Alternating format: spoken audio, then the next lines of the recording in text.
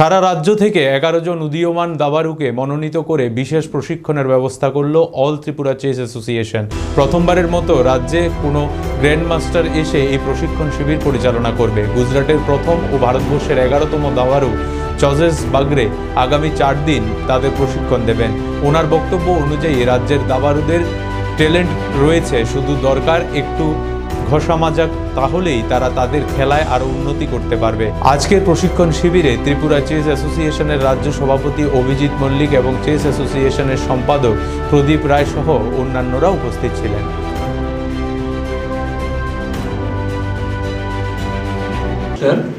All Tripura chess association actually আমাদের প্লেয়ারদের ডেভেলপমেন্টের ব্যাপারটা আমরা প্রথম দেখছি। তো এটা আমাদের প্রথম পদক্ষেপ যে ত্রিপুরাতে প্রথম গ্র্যান্ড মাস্টার এসে এখানে অফিসিয়ালি কোচিং করছেন। এর আগে ইন্টারন্যাশনাল মাস্টার নিরোজ মিশ্র স্যার এসেছিলেন। তো প্রত্যেকবার কোচিংয়ে কিছু না কিছু বেনিফিট তো হয়, কারণ আমাদের প্লেয়ারদের মধ্যে প্রতিভা আছে, কিন্তু কিছু কিছু জায়গাতে ওরা গিয়ে আটকে যায়, যে জায়গাগুলো উনি হয়তো বা এটা শুধরে দেবেন।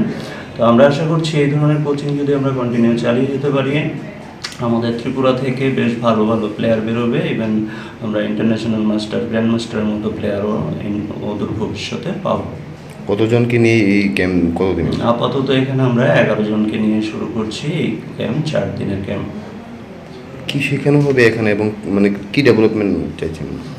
যেটা বলছিলাম, এমনিতে আমাদের প্লেয়াররা খেলতে তো জানে, কিন্তু একটা সময় পরে গিয়ে কি হয়, টেকনিকের অনেক কিছু ব্যাপার আছে যেটা আমাদের ত্রিপুরার আমরা যারা কোচ আছি আমাদের হয়তো বা পুরো ব্যাপারটা জানা নেই। আমাদের থেকে উপরে যারা আছে ইন্টারন্যাশনাল মাস্টার, গ্র্যান্ড মাস্টার, ওদের টেকনিক আর আমাদের টেকনিকের মধ্যে অনেক অনেক ফারাক আছে।